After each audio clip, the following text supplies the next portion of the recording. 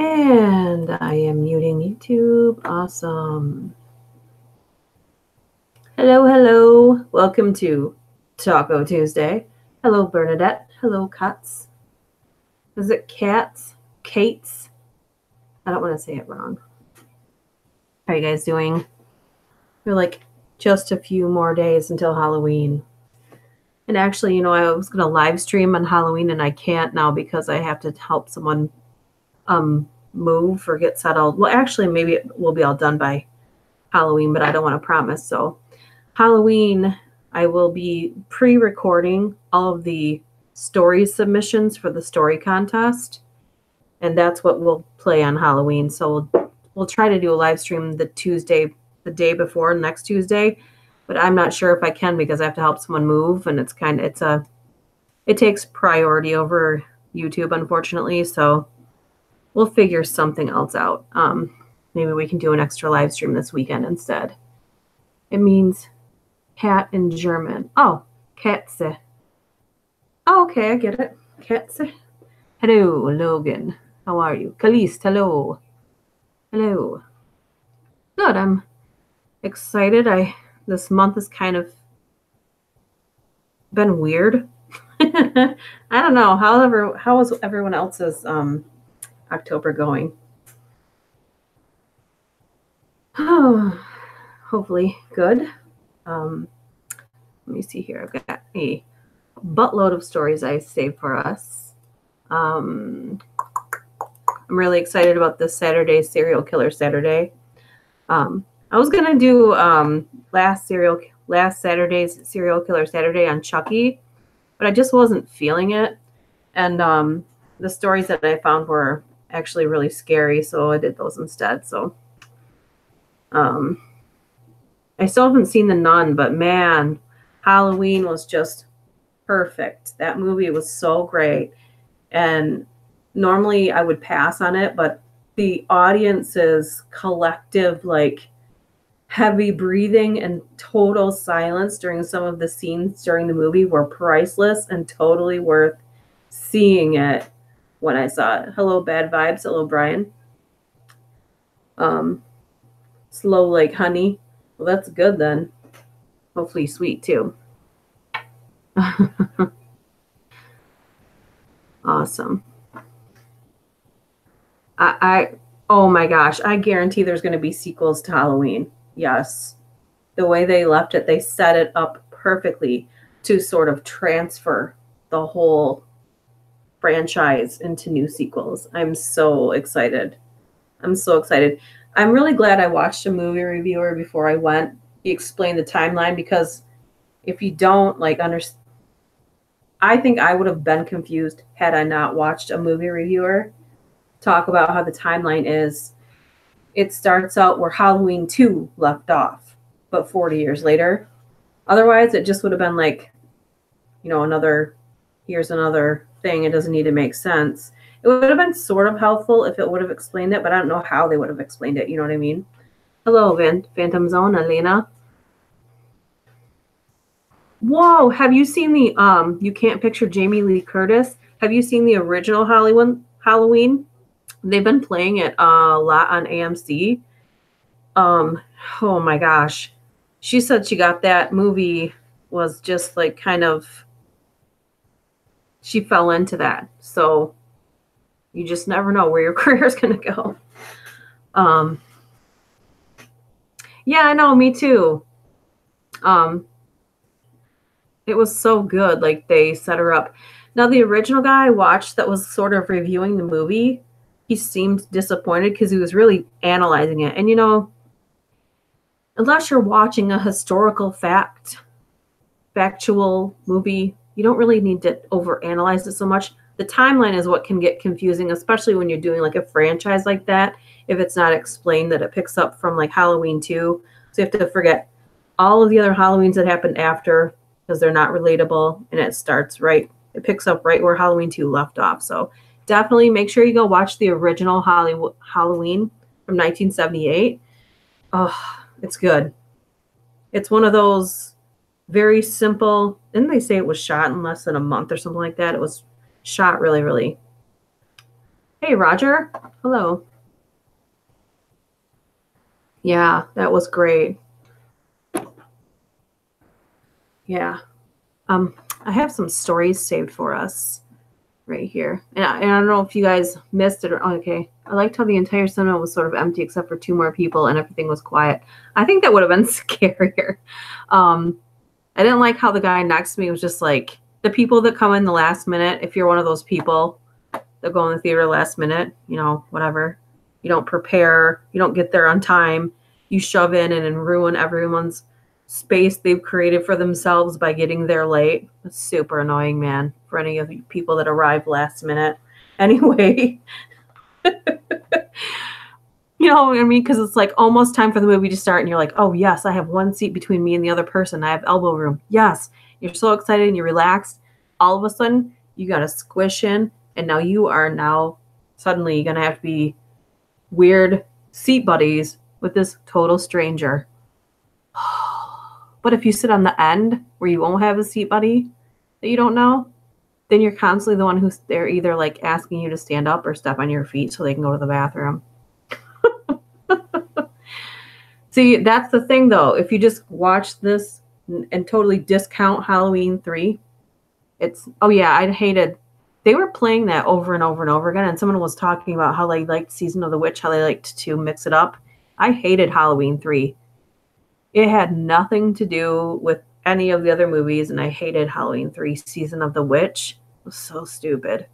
I hated that one, which thankfully has nothing to do with the rest of the franchise. So if you go see the new movie, just think of it as Halloween 1 and Halloween 2 have happened, and you're fast-forwarding 40 years, and that's it. So hopefully that would help you. Our theaters now have recliners. Oh, I know. There's one near us. I think it's like, well, near us. It's about 45 minutes away. But I think it might be worth the drive. For real. He should have talked in the new Halloween. Now he's never spoken, so that's his thing. That's why they can never get inside of his head, because he won't speak. Yeah. So, okay, I've got some stuff saved. Anyways, if you're here late, I was trying to explain that originally I wanted to live stream on Halloween, but events that are out of my control and affect someone very close to me mean I have to be available for them on Halloween. But I'm going to pre-record all of these story contest submissions, and those will be playing on Halloween. I'm going to have everyone across all the social media platforms, including YouTube, vote on which story that they like the best. There is already a art winner, and that's Hex Wando. Sometimes he makes it to the live stream. Hey, Element. Sorry about that. October's almost over. Maybe we can do like an early in the morning live stream on Halloween or something like that. But I know you just got here, Element, but I'm going to be out of reach on Halloween. So out of touch. What's the right word? Unavailable on Halloween. So, but I'll have something for you special. But and I'm not 100% sure that I can live stream next Tuesday. I have to play it by ear, but I will have something available for you just in case. So don't worry, I'm not going to leave you hanging. Let me see here. I have some stories I set up and already have waiting for us. Oh, excuse me. The first one is 9 real-life ghost stories that'll scare the blank out of you. We'll be the judges of that. You don't? What? You don't watch very many scary movies? Oh, I was going to tell you guys too. There's 2 things on Netflix. I might do a review on it next Monday, but I don't know. I don't know how everyone's loving those, or they might be sick of them, but I dedicated all of Monday's movie review to Halloween because I loved it so much. But there's 2 new series on Netflix. If you have Netflix, if you don't, I recommend getting it. But there's 2 new series. I'm almost done with the second one, but the first one is called Haunted, and it's sort of like, I want to say it's comparable to when Sci-Fi had on Paranormal Witness. It was pretty good. Hey, honey. Hi. And there's only 6 of them, so I really hope they make a second season, but they're really good. And they kind of sit down and reveal to like family members and friends how they've had like a haunting going on most of their lives. Let me see. Oh, hey, Immunity Zero. Damn. I haven't seen you in a long time. Let me see. The new Halloween movie seems very suspicious. Oh, it's really, really good, Element. Really, really. Immunity Zero, everyone. He's got a really good channel. Check him out. Brian Mathis says, be careful, Duchess. Michael Myers might be standing outside your bedroom window looking in. Haha. Oh, I haven't fought with anybody in so long. I have so much pent-up energy. I'm just joking. But I'm the type that I'm probably going to throat punch him first and then think about it later. Like, yeah. What is this? What is this hearsay? Okay. I want them from the safety of my home where it gets too scary. You know what, though? I normally do, too, where I can have, like, watch it. If I need to go to the bathroom, I can pause it. But I specifically set it up so I didn't have to move from that seat when I got there. And thank goodness, because there was, like, 45 people to the edge of the aisle. Anyway, no one moved. No one had their phone on. No one was talking. It was awesome. And then the scene where she's going room to room and then sealing it and, like, closing the doors. You could almost hear everyone go, no one was moving, like not even eating their candy. It was great. And this is something you cannot get at home. Do you like giallo movies? What does that mean? Explain, Roger. Why Suspicious Element? I watched that. Oh, yeah. What did you think of Dolls? I never watched Dolls, and I was so traumatized by last week's live stream shutting down. For anyone that was here, it was so freaking scary. Okay, should we recap for anybody that wasn't here for last week's live stream? Oh yeah, that house was set up so cool. A little rough around the edges there, but it looks lame, but not really into those. Oh, I can't wait for Pet Cemetery next year. I'll be curious to see how they revive Pet Cemetery. Yeah. If they can do a good revival, then I want to see it.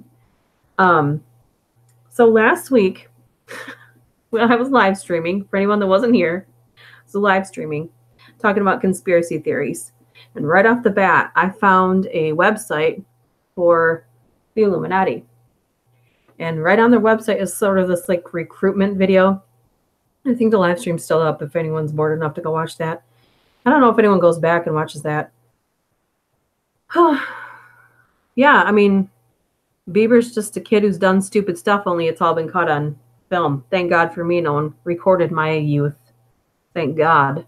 Anyway, so I'm live streaming about that. We're about an hour into my live streaming about the Illuminati, and we're talking about it. Boom, YouTube shuts down. I thought it was just my live stream. It was all of YouTube. And apparently there is a YouTube channel. There's a group, and they're called Project Zorgo. And that was them. Their whole entire plan is to take YouTube down permanently by November 3rd. So I don't know if they can actually achieve it.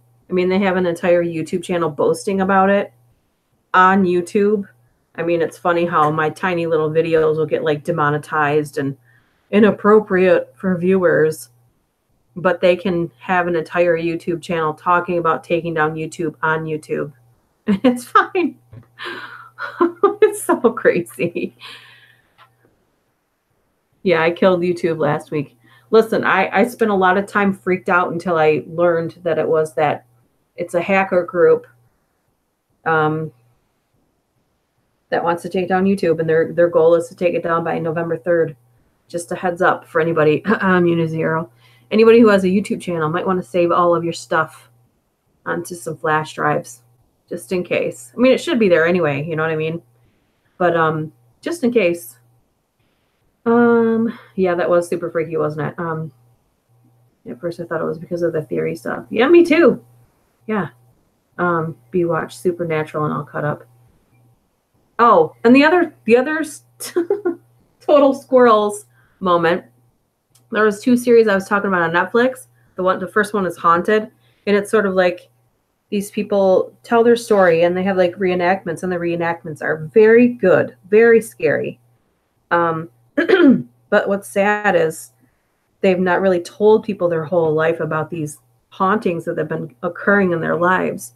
And it's good and sad at the same time. And one of them is about, I'm going to try and figure out who it is, but there was a family of kids who grew up and their dad was a serial killer, but they didn't say who he was. But it's a good show. It's called Haunted.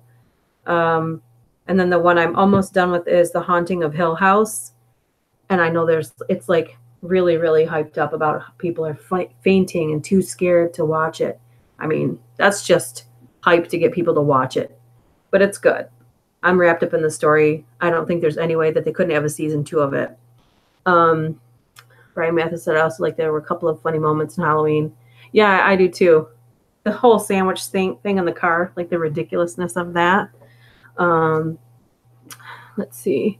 Killer clowns from outer space and critters have been bought by Sci-Fi, so we can expect some interesting content in the coming years. Yeah, I think Netflix is killing it. Like, I wish Netflix would do a thing like YouTube did where creators could upload stuff. I think that would give creators an enormous opportunity to reach an audience we just get buried in on YouTube. So maybe we could put a proposal together, community. Same dudes also hacked Twitter and other big ones. Giallo movies are basically Italian slasher movies. I have seen some of those actually, Roger. When I was a kid, I watched every single scary movie I could get my hands on. So I need to dive back into something like that. Hello, Tim Willis. Element says, hey, Duchess, do you ever get discouraged or anything because you aren't as well known? Yeah, I do. I get really down on myself because especially when I make 31 days of Halloween and like my video from yesterday, I think it might have just hit 100 views. My retention is less than 10%. So it's a bit disheartening. So yeah, thanks. I do. It's just like, it's kind of, you make them so people will watch them, and then that gives you joy. And then when people don't watch them, it kind of like, yeah, I still enjoy the creation process. But if I'm just creating it for myself, like, I don't know. I don't know if it's as fun if people don't. So I don't know. Anyway, there's a lot of good YouTubers on. Did anybody go watch Craftsman Steady Crafting? We were talking about that before. Love thy work.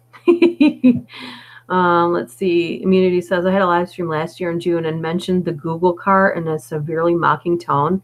Then my feed was cut, followed by a knock on the door, which just happened to be a drunk neighbor. Yes, but that was probably made you almost shit your pants. That would make me shit my pants. What a coincidence. What were we watching yesterday? And like the light went out. We were watching something yesterday afternoon. No. A light went off on the TV and the neighbor's air compressor turned on. Do you remember that? Yeah. I was like, what the fuck was that? They're winterizing their trailer, and the air compressor turned on when we were watching. Were we watching The Haunting of Hill House yesterday too? Yeah. Yeah, and the light turned on or off, and then the air compressor next door at like the exact same time. Oh my gosh. One time, this was a while ago, I was home alone with the baby I was watching. I actually was at their house, and their house had like slate floors, and there was nothing but woods behind them. So and we had like 3 door walls. So it was already kind of set up to be creepy. It was really dark that day, really windy. And I was watching Ghost Whisperer on TV. Just so happens Ghost Whisperer was an episode about when there was a babysitter alone with the baby, and she put the baby down in the crib. The baby started screaming, crying. The door to the nursery slammed shut. This is on the episode. And the lady fell down the stairs. Right then, the power went out at the house I was at. And the baby started screaming. And I swear, my heart was like that for 45 minutes, just boom, boom, boom. And it was all coincidence. But when I told the mom when she got home, she thought it was hilarious. But I didn't think it was hilarious at all. Oh, all right. Thanks for stopping in, Immunity. Bye. Keep horror alive forever. Yeah. Yeah. I have some stuff I want to work on that 2 stories I've had in mind. One will probably be out in November, and the other is for it's a Christmas story. So I might spend some extra time working on those because I really, really want to share those. They've been in my head. I don't know if they're going to suck or not, but they've been in my head for a really long time, and I really like to get them out of my head. Tens of thousands. Well, these guys are here because they do hit the button, honey. So tell your friends too, didn't I? Oh, no. Well, you know, the thing is kind of people like us, and maybe, I don't know, I don't want to assume. That's very kind. I don't want to assume anything, but kind of the thing is people about like us kind of stick to ourselves. If I'm not mistaken, that's what drives people to horror, as people that aren't afraid to spend time alone love horror. You guys can correct me if I'm wrong, but I'm pretty sure that 90% of the people in this chat are just like that. Horror is something that they learned, that they liked. It scares them a little, but it gives them this thrill that that doesn't even exist, honey. What number is that? A lot. Okay. Hello. Oh, what I said about the loner type of horror people. Is that what the yep is for? Yeah. I don't know if some of you guys are new, but you OG people. When I was a little kid, my brother couldn't hear very well. Yeah, clowns don't scare me. Like the circus.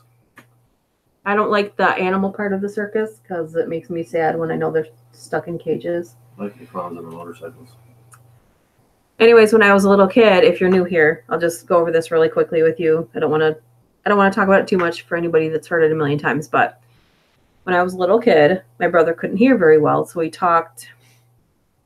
I don't know if you ever heard someone who is hard of hearing or is hearing impaired, if they do verbalize communication, they have a speech impediment. So my brother sort of had that. He had tubes put in his ears like 4 or 5 times, and eventually it helped him. But him and I spent most of our time together, but I was older than him, so I started school, and I had that speech impediment too. But once I was in school around other kids, and they had me go to this reading class, and had me read out loud to myself, because although I was only in kindergarten, I was already reading. I don't remember when I started reading. I have no explanation for that for you. But they had me reading out loud to myself. So reading out loud to myself has been like literally since as long as I can remember. And then I think I was about 8. I would stay up all weekend, every weekend, and try to watch as many scary movies as I could cram in. Like as many as I could, especially when we had when you get to that 2nd, 3rd, 4th grade stage where you're having sleepovers a lot. Then we would all do that, but I would never sleep. I had a really hard time not sleeping at home, but I would still go anyway because I knew I was going to watch scary movies with my friends. So that's kind of what morphed into this eventually, is because I like reading and I love horror. So, all right, with the numbers. I'll keep it up all night. Sometimes if you're listening to me, you'll catch it. It'll sound like I'm sort of talking with an accent, and people tell me that I have some like a Canadian accent, but okay, bye Element, have a good night. Let's see, I listen to scary stories because I'm bored and learn new stuff. I like to listen to scary stories, other people's scary stories, while I'm doing something like cleaning or like a craft where I'm gotta really concentrate my mind on with my hands. So I like that.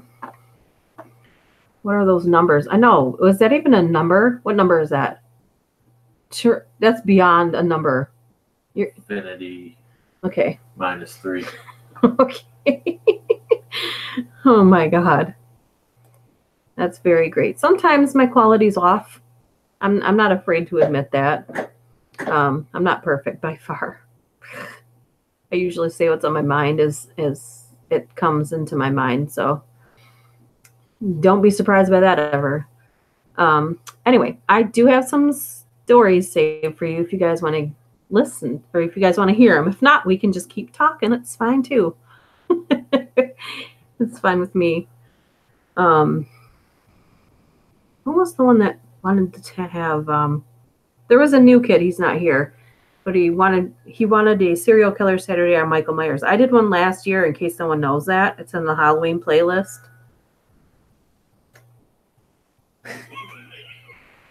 Talk about squirrel. Guitar squirrel. Oh my goodness. Okay. I've got some stories for you. Let's dive into them. The first is, as I said, 9 real-life ghost stories that will supposedly scare the shit out of you. Let's find out. Number 1. My sister and I were staying in an old historic hotel in the middle of nowhere, Montana. You guys, let me know if I've read these to you already because I have no clue. The building had been in use since the 1800s. I'm going to say they meant hadn't been in use, but whatever. My sister loves this place.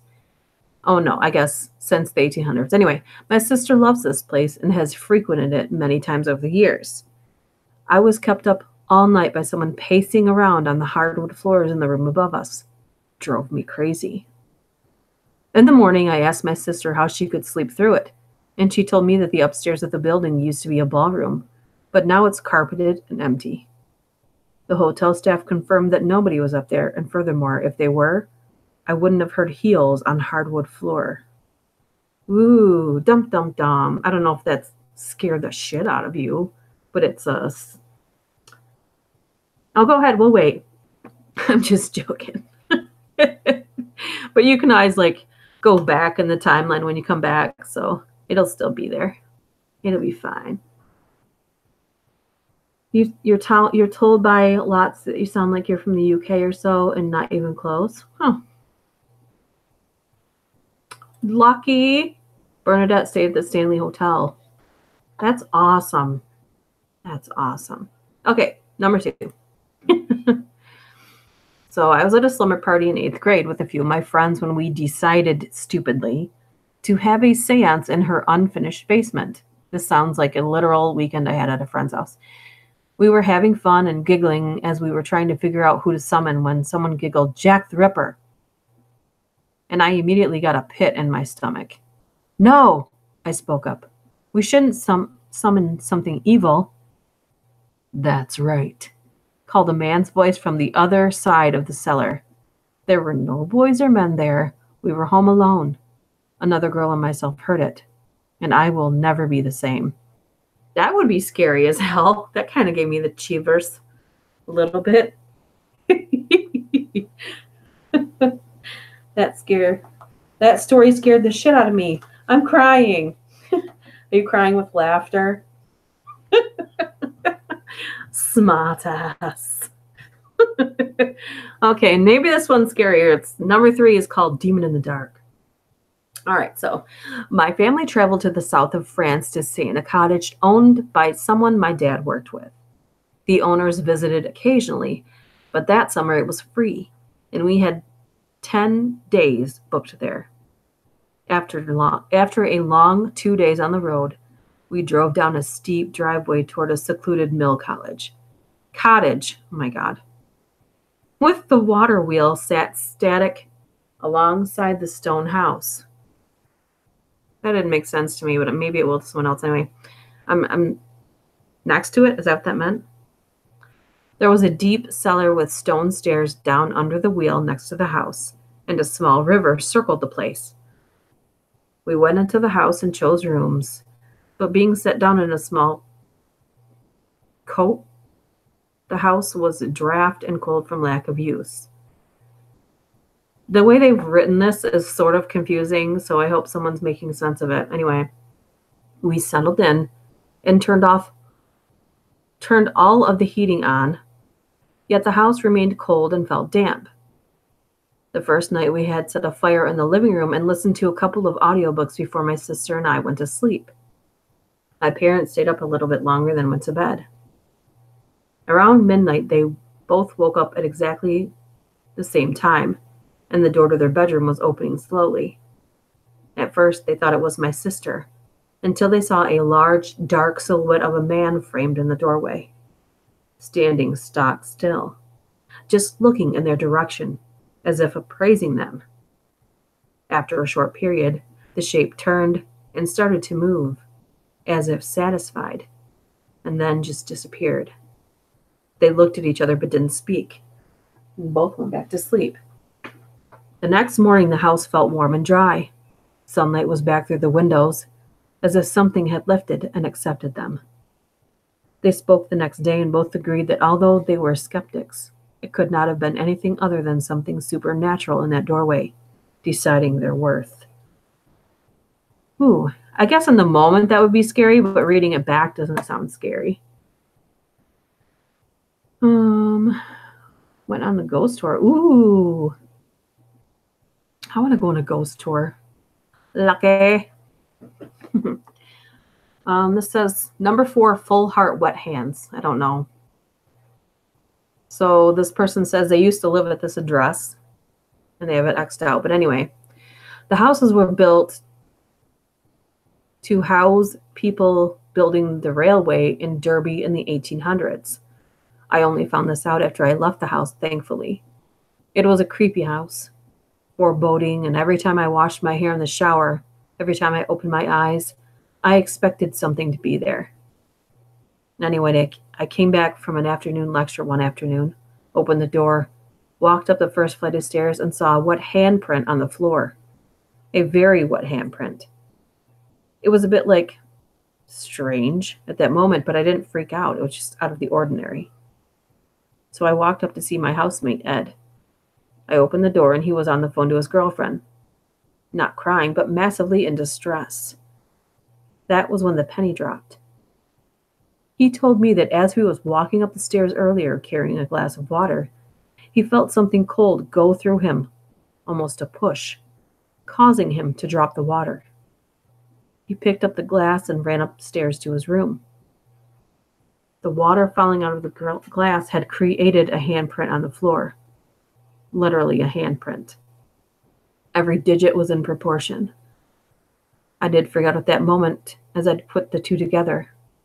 I told everyone to get out of the house, which we did, but then sheepishly returned after a FIFA session around another friend's house.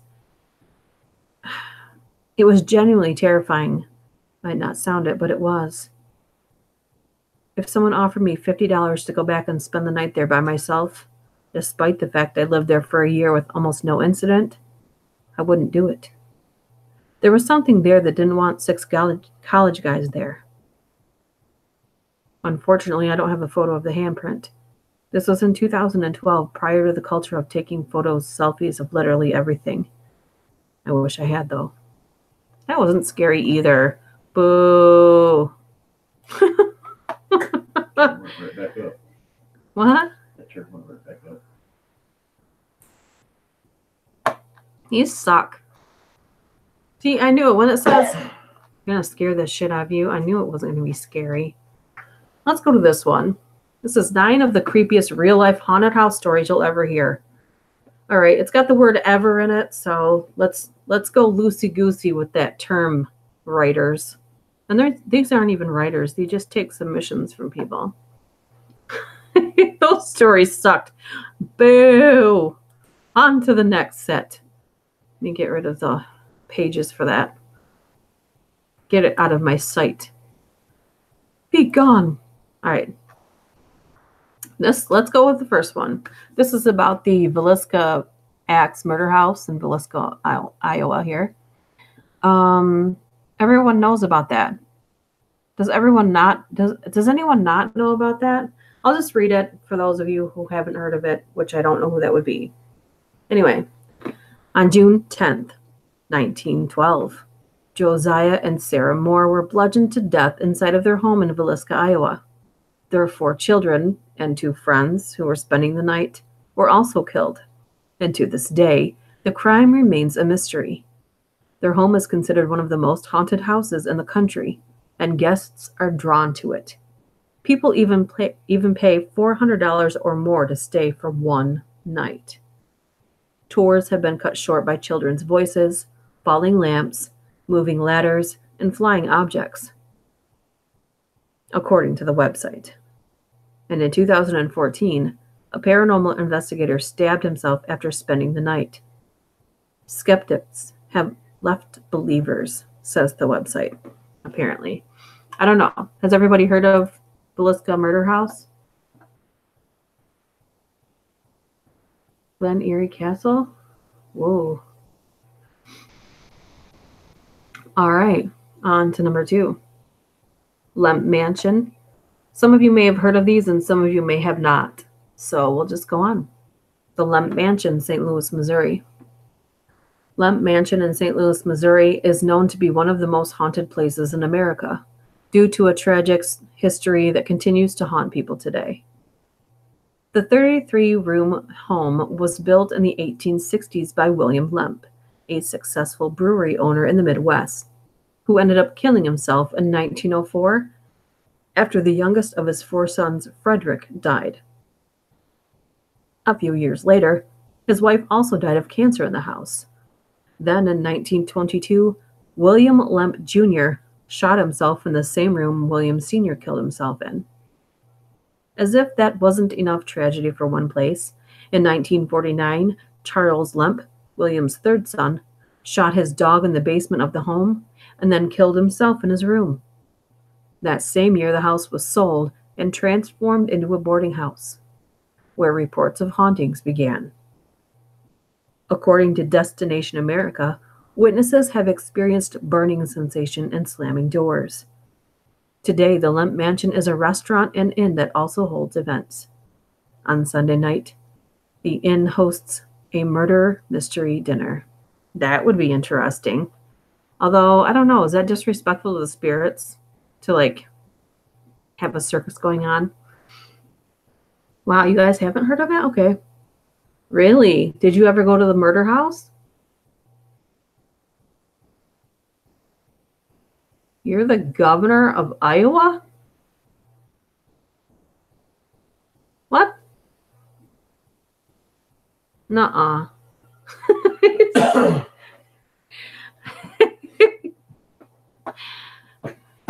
I mean, if that's true, that's cool. And if not, you're just... Come on now. Anyway. Number 3, Hotel Monte Vista, Flagstaff, Arizona. So the Hotel Monte Vista has numerous paranormal guests that they can't get rid of. The hotel, which opened in 1927 as the Community Hotel, named after the townspeople who helped raise the funds for it to be built, has a history of underground opium dens, speakeasies, and gamblings. Today, the hotel is known for the paranormal activity that haunts some of the rooms and halls. Guests who've stayed in room 220 have experienced the TV changing channel of its own accord, and some have said they felt cold hands touching them in their sleep. There's also reportedly a phantom bellboy who knocks on the doors and announces room service, but when guests get to the door, no one's there. One of the more popular and possibly most disturbing encounters is the sound of an infant crying in the basement. The hotel website reads, "Staff have found themselves running upstairs to escape the sound of the cries. Though the sounds are very real to those who hear them, there has been no information that explains the phenomenon." Ooh, who's been there? Anybody? Bernadette's going to say she has been.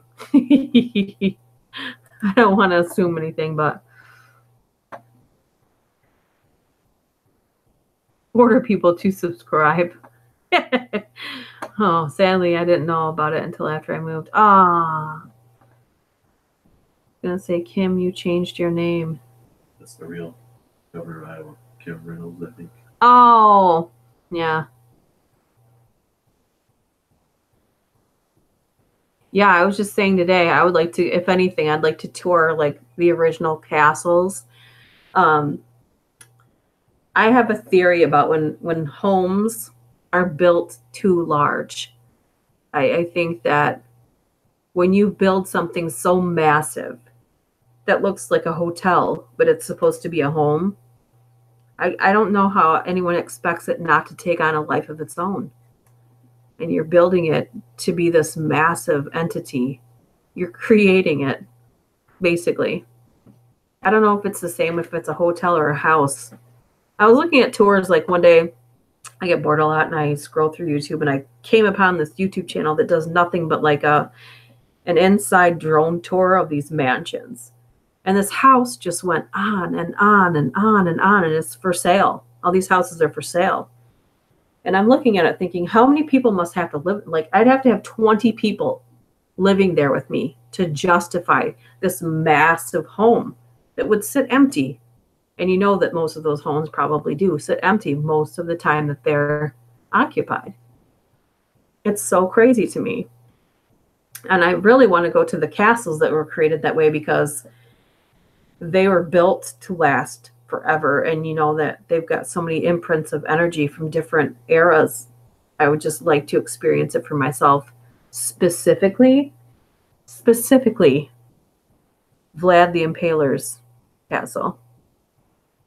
It's supposed to be one of the most haunted places in the world, supposedly.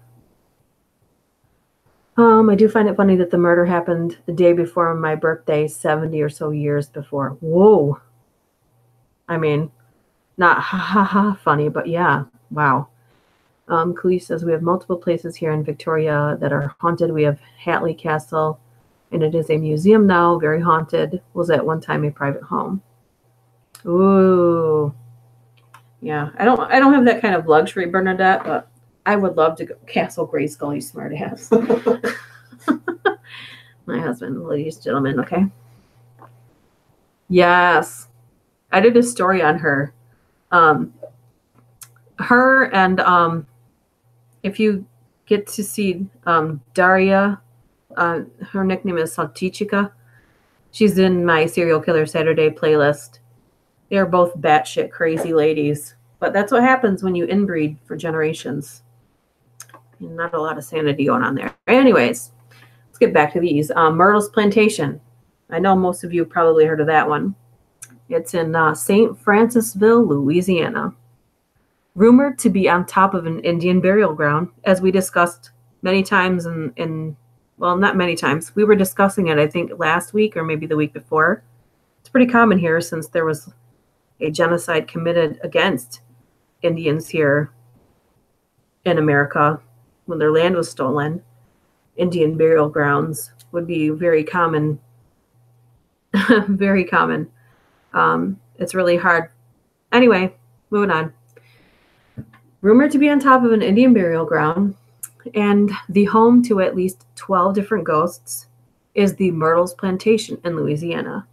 Built in 1796, the ghost stories tell the tale of a former slave named Chloe, who had her ear chopped off after she was reportedly caught eavesdropping. In seeking revenge, Chloe killed two of the master's daughters by poisoning a birthday cake. She was then hanged by her fellow slaves, and today is reportedly seen wandering the plantation with a turban on to conceal her ear. If you want to investigate this for yourself, you can stay at the plantation for $175 a night. I mean, that would be kind of cool. I think it was Ghost Adventures went there, and so did Ghost Hunters. I think we watched both of that. We didn't miss a show. We never missed one of their shows.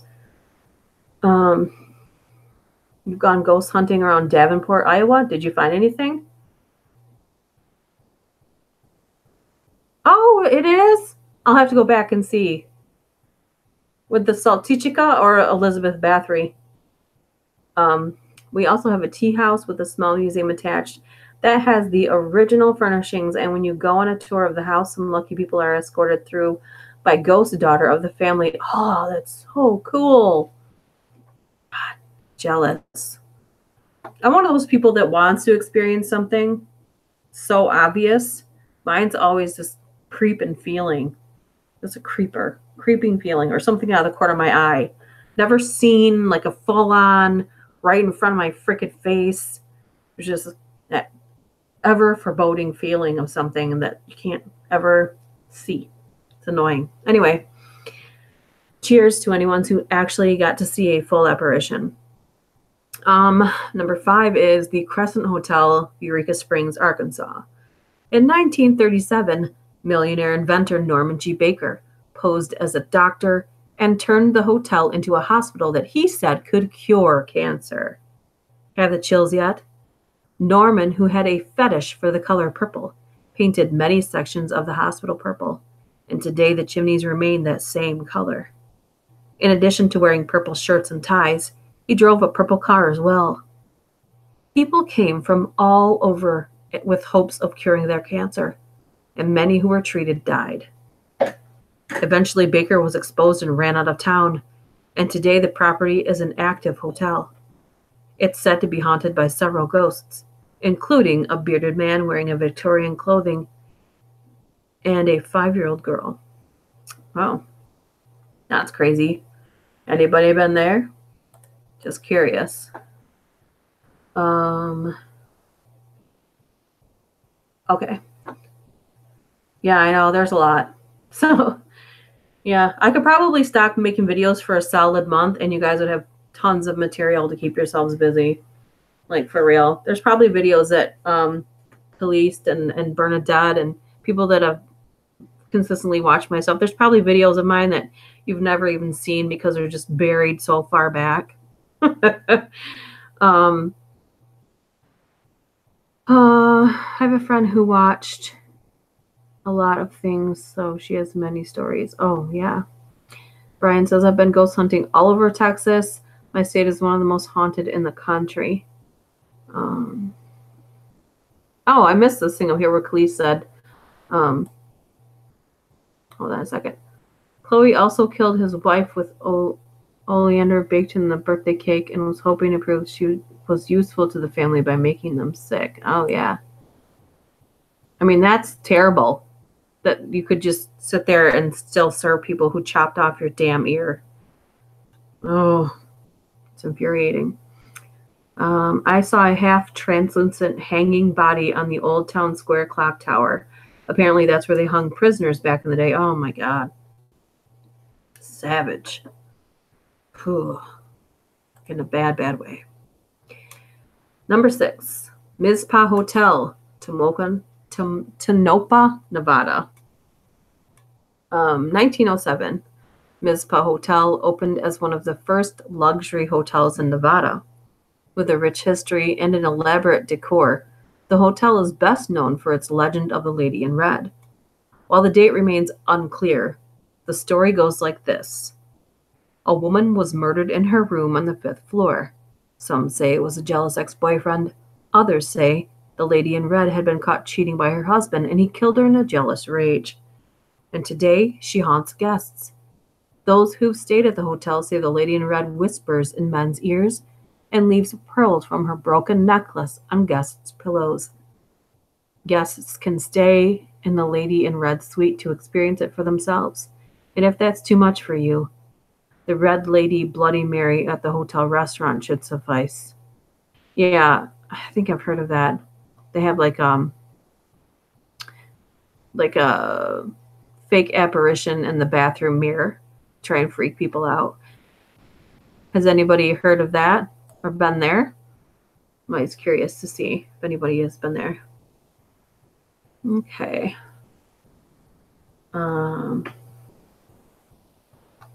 Number 7, the Trans-Allegheny Lunatic Asylum, Weston, West Virginia.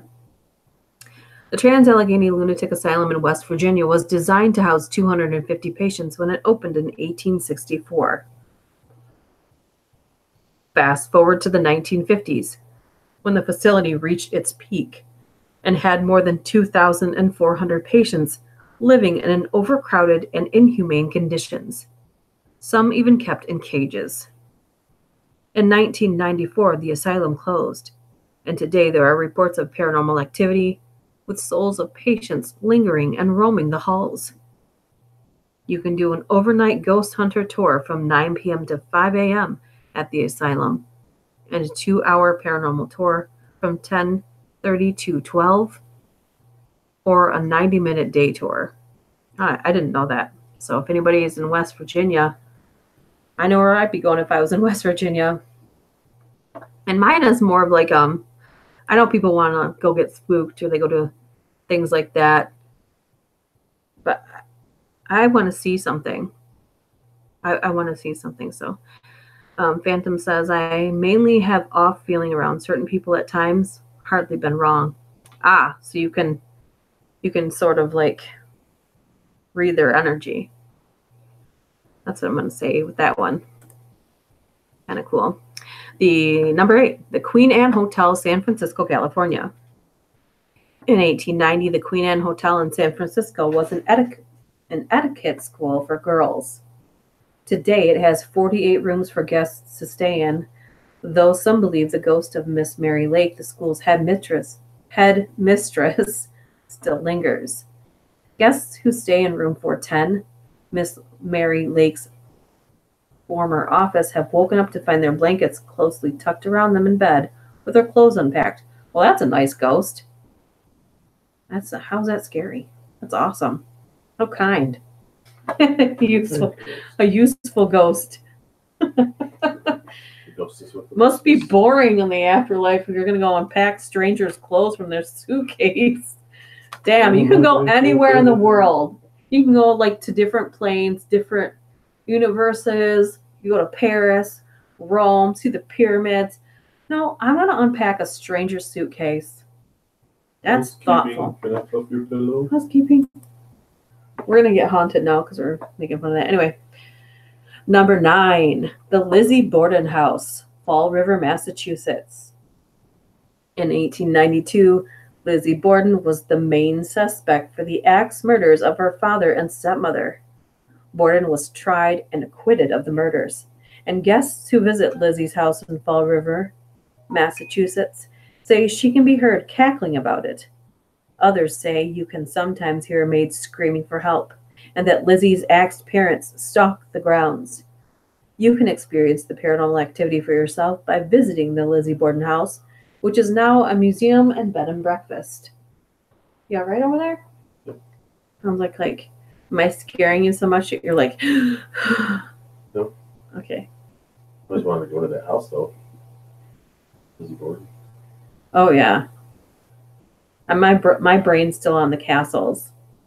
Like, what's that one castle it's in Ireland? God, I know. I was just talking about that, too. This is supposed to be one of the most haunted places too. I thought I have more for you guys. I can't do crowds because I pick up too much of other people's emotions, and it really gets frustrating. I have dramatic mood swings for no reason. Yeah, such nice ghosts these days. Lizzie Borden, I know, even in the nursery rhyme. Yay. Most people I know aren't even that nice. Chillingham Castle. Thank you, Kahlest. I would love to go there. I mean, that's supposed to be the most haunted place in the world. I don't know. Just saying that though kind of gave me the heebie-jeebies. Maybe it's because I have too much of it set up. I'd like to go somewhere and not know the backstory of it and see if you get, because I think if you go there with the mindset that it's super haunted, I think it kind of jades it for you. Do you know what I mean? Like it's the most haunted. Yeah. It's supposed to be. I don't know. The most haunted. Whoa. Let's see here. Oh, wait, no, I was saving that for something else. Okay, hold on a minute.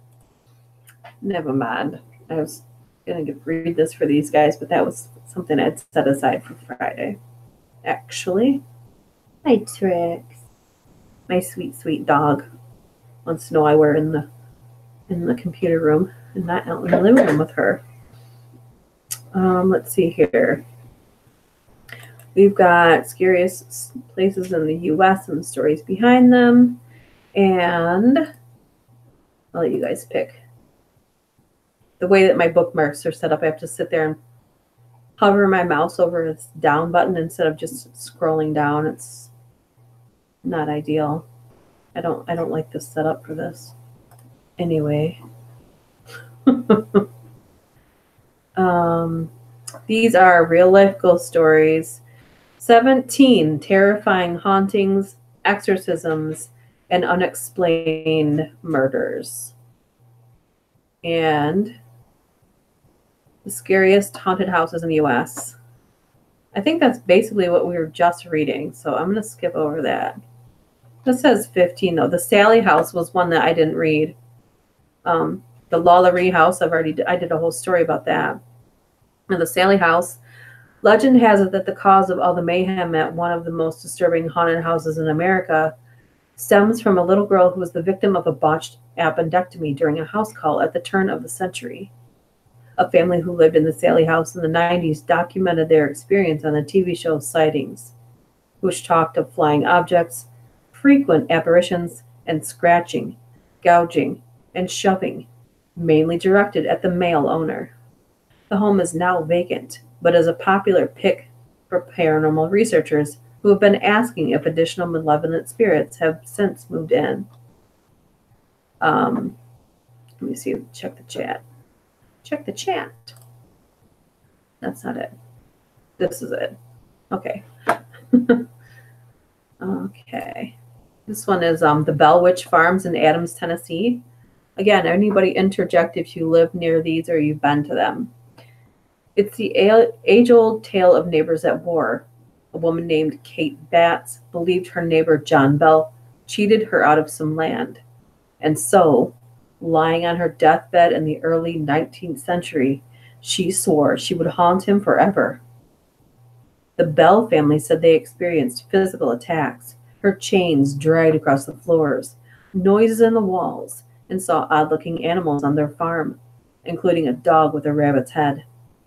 Today you can tour the property's cave and reconstructed cabin and stop by for the annual Bell Witch Festival.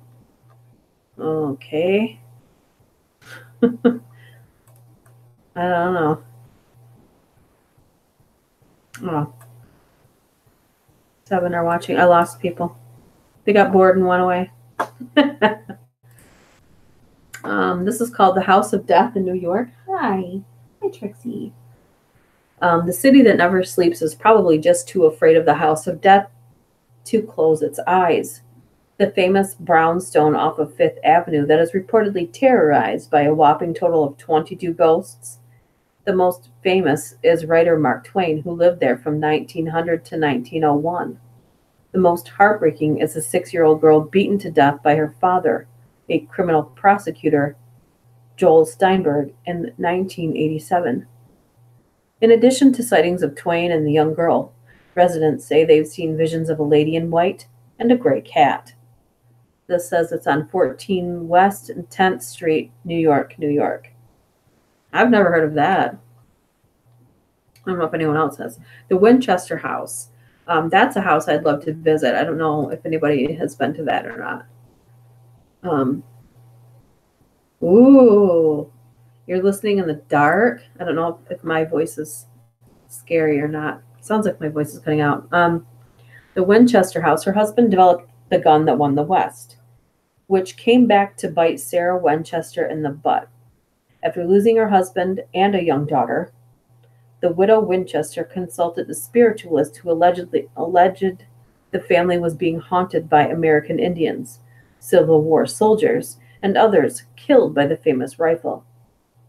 It was recommended that Winchester move west and use her $20 million inheritance to continuously build a home to appease the spirits. What was erected between 1884 and 1922, now known as the Winchester Mystery House, was a sprawling 160-room mansion with haphazard architecture that leads touring guests to nowhere, though there are spirit guides. Now, I've heard that she continued to build this for, was it 20 years? It was a long time.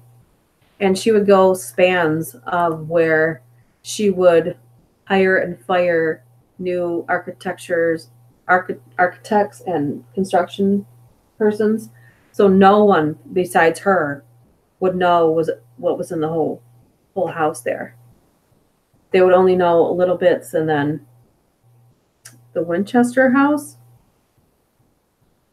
I didn't know there was a Winchester movie. I think maybe I did see that, and then I just kind of totally forgot about it.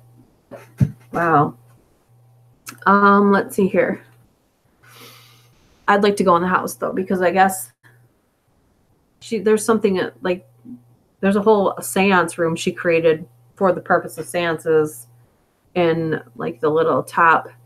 There's like a little witch's hat area if you look at a picture of it, and that supposedly she specifically built that room for that. This next one's called the Joshua Ward House in Salem, Massachusetts. I've never heard of this right off the bat. Maybe I will as I read it. This brick mansion, built for a prominent merchant in 1784, is at the exact site where Sheriff George Corwin, a major figure in the Salem witch trials, lived, died, and was buried in 1697, though later exhumed. Corwin was known as the Strangler for the 19 men and women executed for witchcraft under his watch. He is said to still creep around the grounds, with some visitors claiming they have been choked by him, and he is apparently not alone. One of his victims was famously captured in all her disheveled glory by a realtor taking photos of the property. Yikes. The Haunting in Connecticut house. Anybody in Connecticut? It's in Southington, Connecticut. Am I surprised to find out where everybody's at when they're in the chat? Yeah, every 6 months she would fire the entire crew and hire a new one. Yep. Oh, so am I. I'm terrible with the names. Like, I'll look at it. That show I was watching today, I think it's Timothy Dalton in the show, but I have to go back and actually Google it, and I can't remember. I'm terrible with that. I mean, I'm great at it. That's what you're supposed to say when you're not good at something, right? Man, my lips are so chapped. I don't know if it's cold to everybody else. I imagine it's not cold in Mexico, but it's getting pretty windy here, and my dog and I walk at least once a day, and I get windburn like super easy. Wow, right? But it's making my lips get really chapped. It's going to make my lips split if I'm not super careful. Let's see. Oh, the Haunting in Connecticut house. The drama the Snedeker family experienced in the 80s living in this haunted house and former funeral home was crazy enough to be turned into a popular horror flick in 2009. That during a 2-year span, both of the Snedeker parents claimed to have been physically assaulted and sodomized by demonic spirits, and said their son Philip was often visited by a creepy man with long black hair. A new family claims the home is spirit-free and normal, except for the routine drive-bys, which have often forced police to add backup patrols. Yeah, I bet that would be super annoying.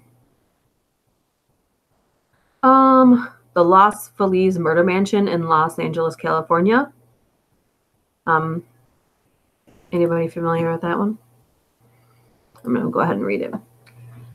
Goths love to picnic in the backyard here, and several major news publications have written about the hauntings experienced by trespassers to this mysterious murder house.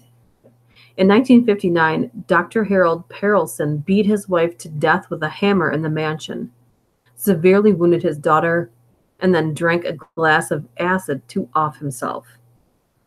The Enriquez family bought the dilapidated structure at an auction years ago and used it only for storage purposes. In the spring of 2016, the house was finally cleared of the clutter, much of it dating back to the mid-20th century. Put it up for auction, but that hasn't culled locals' interest in it. Ooh. I think that for some people could probably buy it, and nothing would affect them. Just like the people that moved into the Haunting in Connecticut house. Same thing with the people that moved into, what's that movie that you love?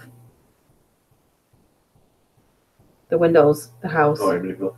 Yeah, just like the new family that lives there, they claim that they don't experience anything there. The house is totally different there.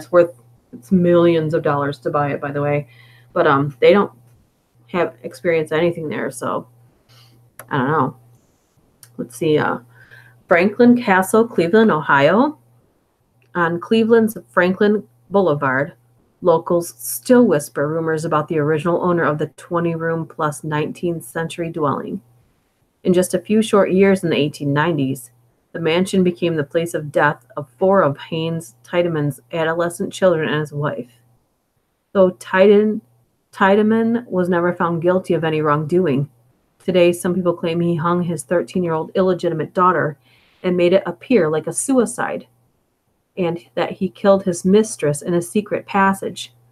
Known as the most haunted house in Ohio, the castle is rumored to be visited by ghosts.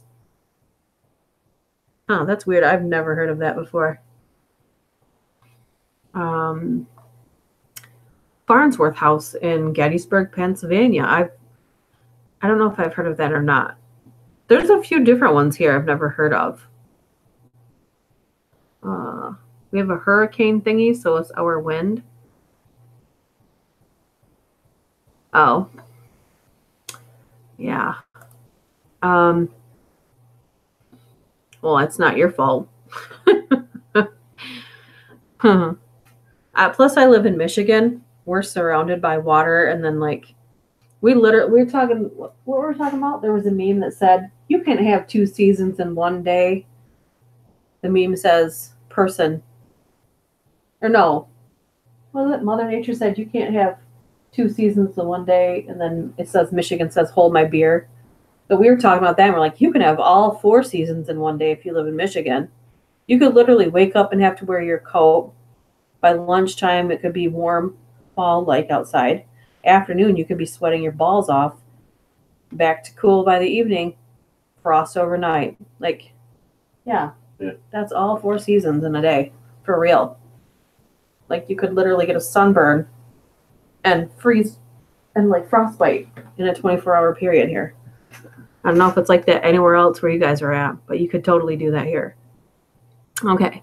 Farnsworth House in Gettysburg, Pennsylvania. The waiters at this inn won't be the only ones dressed up in Civil War era clothes. Expect to see some long-dead Confederate soldiers clad similarly as well. And this is spelled Asswell, by the way. During the Battle of Gettysburg, many of the South soldiers hid and died, which explains the 100-plus bullet pox in the brick walls. After the fighting in the area was over, the house became a hospital for soldiers.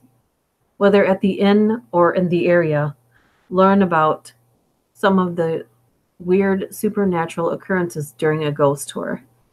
I've heard lots of stories about people seeing ghosts and apparitions on those tours. I found another one. Ferry Plantation House, Virginia Beach, Virginia. I've never heard of this.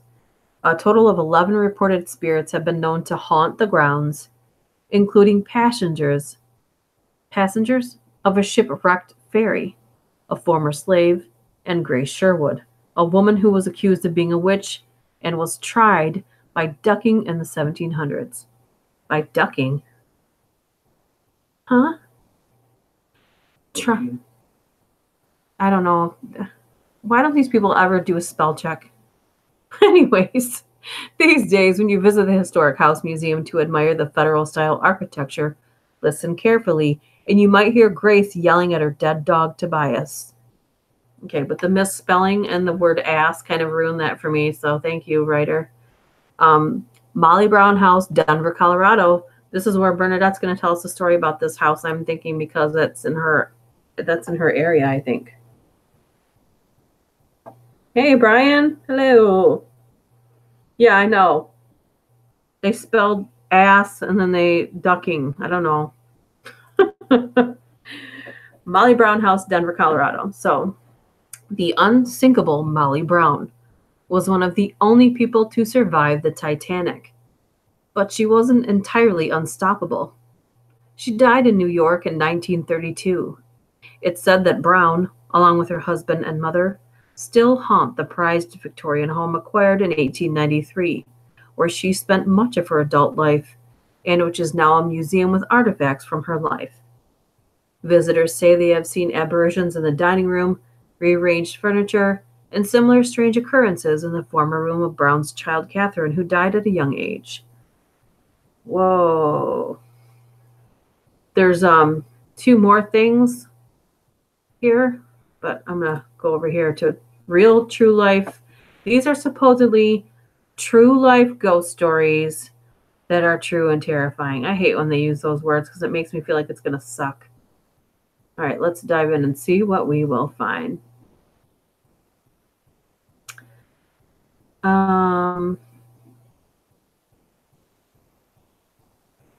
Let's see. Okay, they're talking about the Amityville hauntings. I'm pretty sure that you've all heard of that, so don't run out reread that if you've all heard of it a million times.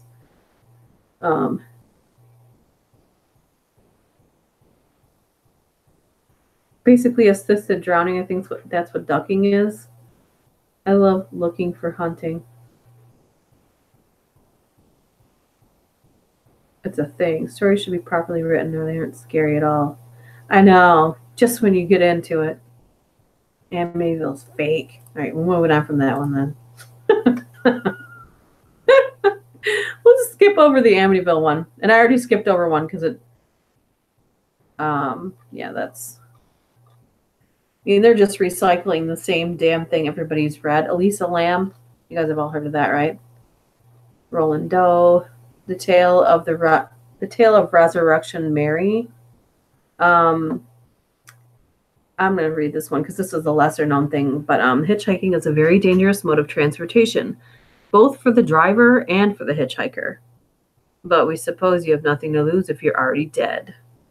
On a stretch of road near Resurrection Cemetery in Justice, Illinois, an attractive blonde-haired, blue-eyed young woman, all dressed in white, is often spotted with her thumb in the air, trying to wave down a car for a ride.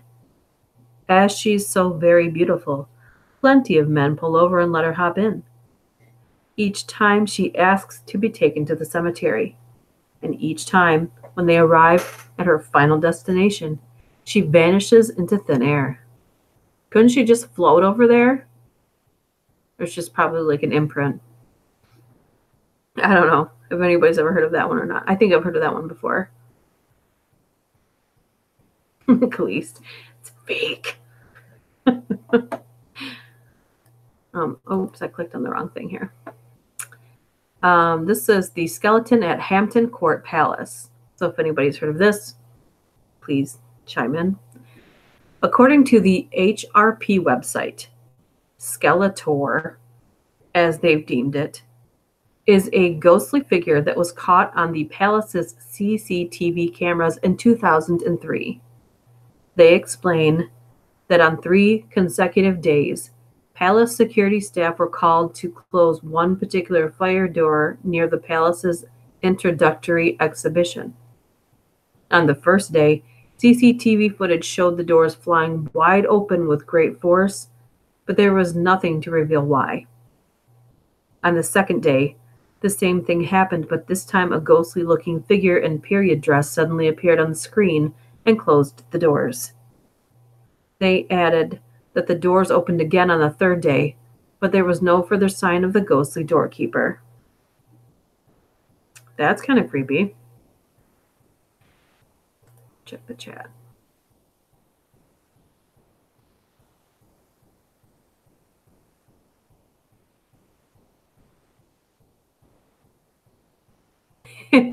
Yeah, same. A link to what now? There's just like a crappy picture of it. I can show you. Hold on. Let's see. Seems to be like a really janky picture of what is claimed to be. Hold on a second. I almost accidentally pressed. Hold on a second. Let me see here. You should see it in just a second here. You should see the skeleton at Hampton Court Palace on your screen. That's supposedly what they caught on their CCTV. Hopefully you guys can see that.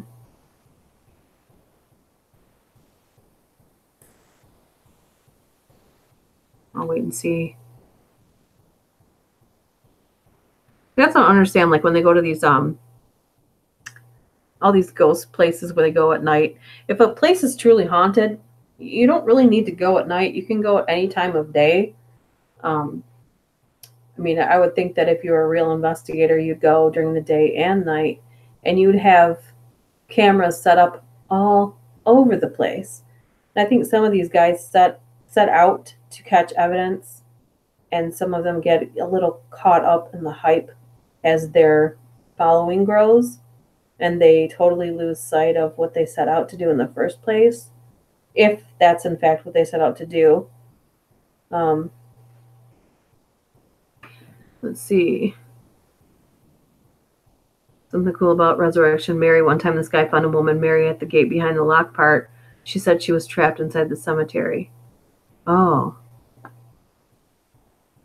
Wow. Yeah. And it must only happen to guys. This one is the black-eyed ghost of Cannock Chase. Cannock Chase in Staffordshire is reportedly haunted by the ghosts of 3 children who were murdered by Raymond Leslie Morris in the 1960s. People have reported seeing the children running through the woodland at night. Some have reported that the children sometimes giggle, while others claim that they've heard them begging for help. 2 things always remain the same, however. The children are clothed in white, and they have frightening, staring black eyes. Ghostbuster Tom Buckmaster, who captured the footage, says it looks like a child dressed in white, and you can see the legs moving as it walks. I didn't even know I had captured the ghost until I went further over the footage and thought, what the hell was that? And he doesn't have any, there's no footage of it. It's just a picture of the Cannock Chase, but no footage of the ghost. So, oh, my throat's getting really sore. The guy left to go get help, but when he came back, all that was left were rust marks where her hands were. Ooh, dun dun dun. This next one is the Demon Murder Trial, Arne Cheyenne Johnson. This isn't ringing a bell with me yet. In 1981, Arne Cheyenne Johnson murdered his landlord, Alan Bono, in Connecticut. But was Johnson really to blame for his actions, or had he been possessed? In the first case ever to cite demonic possession as a defense for murder, Johnson's lawyers argued that his actions stem from a pattern of erratic behavior which began when Johnson was just a child. Johnson's family had even consulted with demonologists Ed and Lorraine Warren, saying that the child had been taunted and harassed by spirits and demons for most of his life. Ultimately, the judge ruled that demonic possession was not a valid defense against first-degree murder. However, despite being found guilty, Johnson only served 5 years of his 10 to 20-year sentence. I've never heard of that. So if you guys have heard of that, by all means chime in. That's crazy. I'd invest on good equipment and cameras and stuff to investigate such things. Yes, and if you do it and you hear something, don't go, oh, dude, did you hear that? And then like miss out on possible future footage. That's a tip from a person who's watched someone do that for, I don't know, 10 years? Yep. Yeah. Yeah. I believe so, but the last time I saw her, she wasn't looking so alive. But I'm pretty sure she's still alive. I can Google it. I can Google it. I can Google it. I can ask Google. Much. Hey, Google.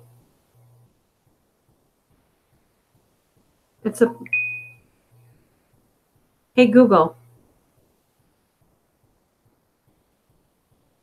Is Lorraine Warren still alive?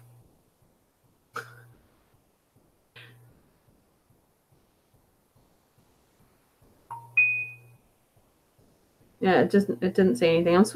My phone's set up for a Google Assistant, so when I say, hey, Google, it's supposed to respond. And talk to me, but as per usual, the electronic device has a mind of its own. Yeah, Ed Warren passed away years ago. I wonder who's going to take over their museum when they pass, or when she passes, like who's going to look over it to make sure nobody just gets rid of their stuff. I think they have a daughter, right? Oh! Yikes. Yes, Bernadette. Positive thoughts, positive thoughts. You will let us know, right? Did he get home all right? Yikes. Never got home from school. Oh my God. I think you need to go tend to that instead of listening to me blather on. Oh my gosh, or this is going to distract you. Okay, distract Bernadette, but distract Bernadette. Okay. The real life haunting in Connecticut. We've all seen the film, but once again, the horror movie was based on real life events. In the 1980s, the family of Carmen Snedeker reported some very strange incidents in their Connecticut home during the 1980s. It soon transpired that their home had formerly been used as a funeral parlor and that the spirits were deeply unhappy that the living had moved in. Something would have had to provoke that. Paranormal investigators Ed and Lorraine Warren were called in to examine the home, which they professed was infested with demons. Speaking about the horror film that came later, Lorraine said the actual case was much, much scarier than any movie could be. And I think it's going to be scarier for the people that are living in it. Definitely. The Disneyland ghosts. The happiest place on earth, apparently. So it makes sense that ghosts would want to stick around and beat the queues at Disneyland when they reach the afterlife. I mean, I'm not going to lie. If I could go anywhere, Disney would be one of them. And it's free, right? If you're not alive, it's going to be free. I'm assuming that there's not like a monetary thing when you pass on. Anyway, this creepy footage shows a spooky figure wandering through the park late at night, looking oddly translucent. I'm gonna share it with you in a second. It just looks like, I can't really tell. I mean, honestly, it's far enough away. It just looks like a person because of course, camera footage is shitty. Looks like a spooky figure wandering through the park late at night, looking oddly translucent on the CCTV cameras. And yes, before you ask, several people have died in the popular amusement park, and nearly all in gruesome circumstances. Okay, well, anyway, I'm going to share the picture with you guys so you can judge for yourselves. I'm trying to share it with you. Okay, so you can see this in just a second.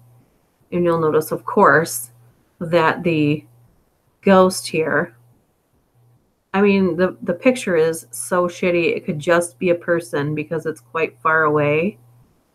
Translucent is subjective.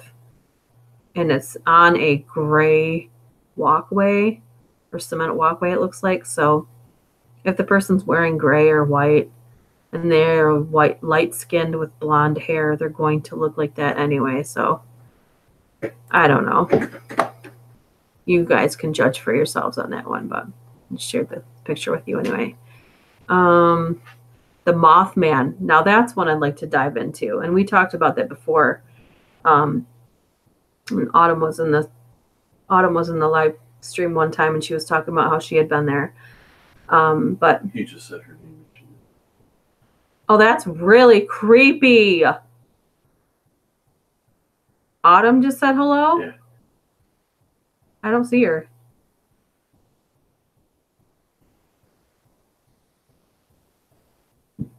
I don't see her. Is it up here or something? Oh, was my thing just now catching up or something? Oh my God. So Autumn, you just caught that weird coincidence, right? Where I'm about to talk about the Mothman and how you had been investigating it and weird shit happened to you. And then you came into the chat. Every time I come in my chat now, something freaky's going to happen. Just saying. Oh my God. Now, I don't want to shut YouTube down today. So we're not going to talk about conspiracy theories. But Mothman is one of them. So fingers crossed, everyone, that I don't shut down YouTube today. I'm just joking. The Mothman prophecies were based on the sightings of an enormous moth-like creature said to be seen in Point Pleasant, West Virginia between 1966 and 1967. But what did the creature want? Well, many townsfolk have reported they saw the creature hovering over the town's iconic Silver Bridge. These apparitions continued and continue, becoming more and more frequent. Oh no. They were becoming more frequent until the bridge unexpectedly collapsed during rush hour. 46 people were killed. The Mothman wasn't seen again after the accident, but the creature... Okay, so this story is really fucked up because, number one, many people have continued to see him. And there's not just there, but all over the world. And we could do an entire live stream just about the Mothman, but given the weird circumstances going around that, I'm just going to go to the next story and skip right over anything I have to say about it.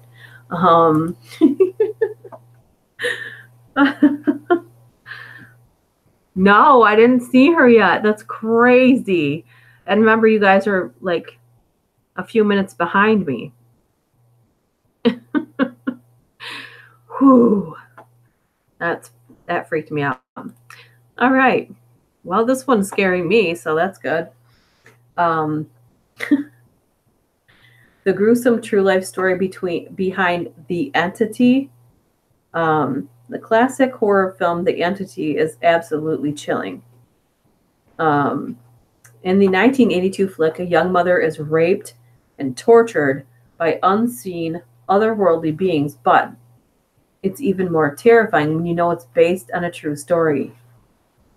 And yes, we're serious. In 1974, a woman named Doris Byther claimed she was assaulted by invisible entities. Despite the fact that many people slammed the young woman as a liar, two paranormal investigators, Barry Taff and Carrie Gaynor, decided to investigate. And what they found was very disturbing. From floating balls of light floating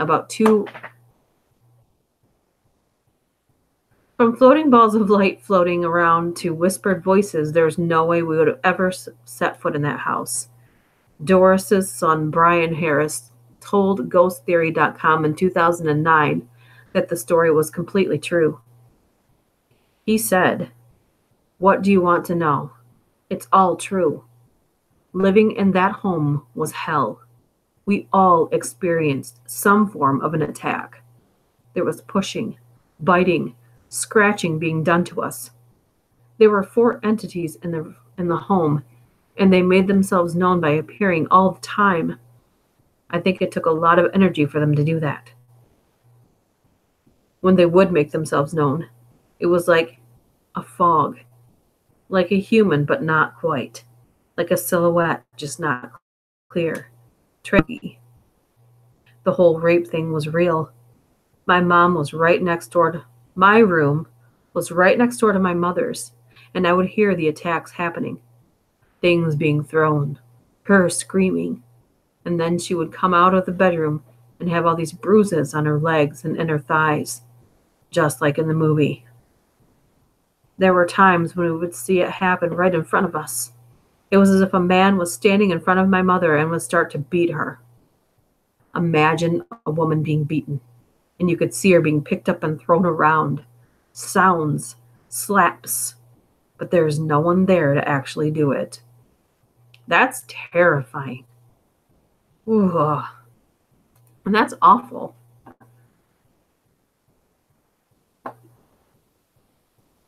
Oh my God. The Enfield poltergeist. Now, this is what The Conjuring 2, that's what this one is based on. Oh yeah, it says it right at the very end of it. But in 1977, single mom Peggy Hodgson called police to her council home in Enfield. When they arrived, she explained that 2 of her 4 children had told her that their furniture was moving all by itself. More terrifying, they'd heard knocking sounds coming from inside the walls. A skeptical police officer looked around the house, and he admitted that he saw a chair slide on the floor. Strange events continued to happen, with demonic voices, loud noises, thrown toys, overturned chairs, and levitating children reported by many paranormal investigators. American paranormal investigator Ed Warren later said that he'd observed one of the children, Janet, as she lay sound asleep, levitating in midair. He concluded that the children were the subject of demonic possession. And it just goes on to say that The Conjuring 2 was based on that. The Bell Witch, we just talked about that. The Jamaica Inn. This is probably going to be the last one that I read because my throat's starting to get a little tender. Looks like it's rendering, so hopefully it's not rendering for anybody else and just my screen.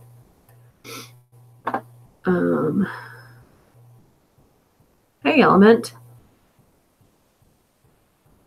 You were playing Witcher 3?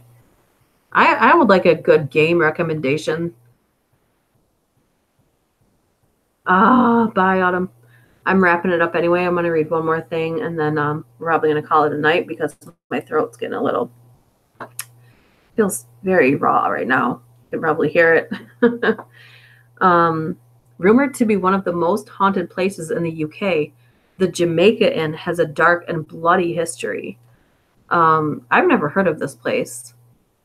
According to legend, a stranger stood at the bar enjoying a tankard of ale one night. He was called outside and quickly went out to see what had happened, leaving the half-finished ale. That was the last time he was seen alive. The next morning, his corpse was found on the bleak moor, but the manner of his death and the identity of his assailant remained a mystery. Nowadays, people have reported hearing footsteps tramping along the passage to the bar, and in the 1900s, a silent stranger was often spotted sitting on the wall outside the inn. No matter how much people try to engage him in conversation, the stranger refused to make eye contact or speak, and would often vanish without a trace. Could it be the dead man's spirit returned? And if so, is he simply back to finish his drink? I mean, probably not. All right. So that's where I'm going to end it right now. I've got a lot of good stuff planned for the next few days to wrap up October.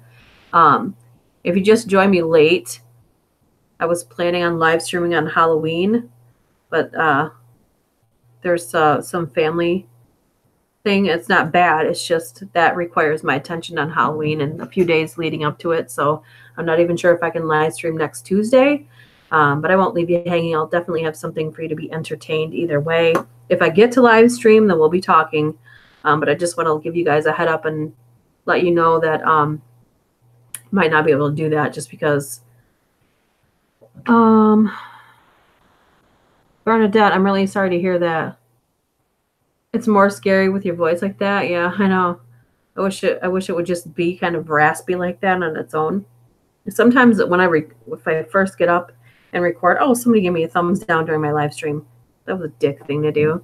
Anyways, yeah, I wish it was like that too.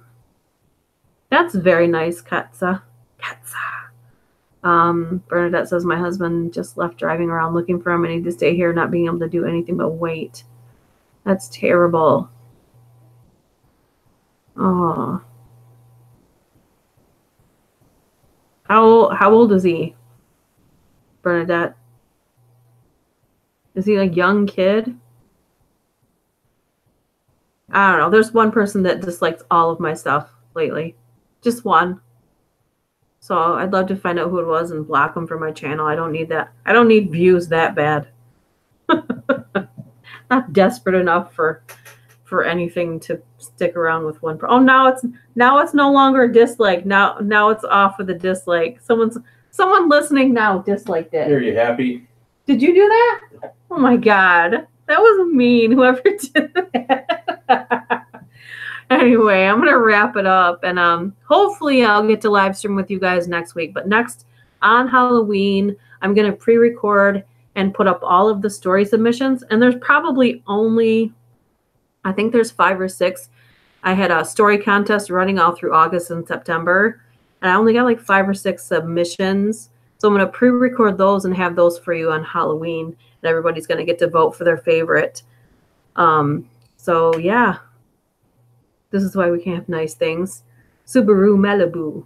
Hello. Oh, Paul Kate. Hello. I'm just wrapping it up here, but you can always go back and listen. We went through some scary stories. The first ones in the beginning weren't that scary, I'll be honest with you. So if you're listening, you could probably fast forward like 5 minutes in, unless you want to listen to the witty banter. That's definitely subjective. Anyway, I want to thank you guys for coming and listening, and hopefully I'll get to do a live stream next week, but don't count on it, because I have something I need to take care of, and that's definitely going to have to take priority. So I just want to let you guys know in advance. Okay, so with that, I'm going to say have a good night. Thank you for coming, and I hope you have a really good rest of your Halloween spoopy week here. I have something really special planned for Saturday. I hope it turns out as special as I've got it in my head. So I guess I shouldn't say that. So if it sucks, then it's really going to be disappointing. All right. So I will talk to you guys soon, hopefully. Have a good night. And this is how we say goodbye here. It's not snotty. We're just, saying bye like the Kardashians say goodbye to each other. So if you're new here and you don't know, bye, bye, bye.